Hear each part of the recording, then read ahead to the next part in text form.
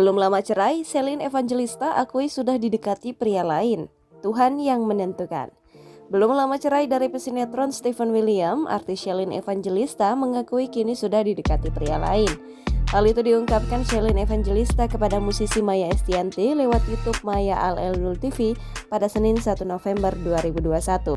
Mulanya, janda 3 anak itu mengungkapkan kriteria pria yang diidamkannya kepada Maya Estianty.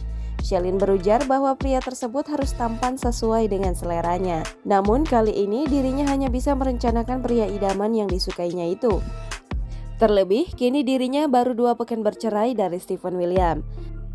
Belajar dari pengalaman, kini wanita 29 tahun itu menginginkan pria yang jauh usianya di atas dirinya. Sebab menurutnya, usia tersebut dapat menentukan kematangan dalam berpikir. Terlepas dari hal itu, Shelin mengaku jika saat ini dirinya sedang didekati oleh seorang pria.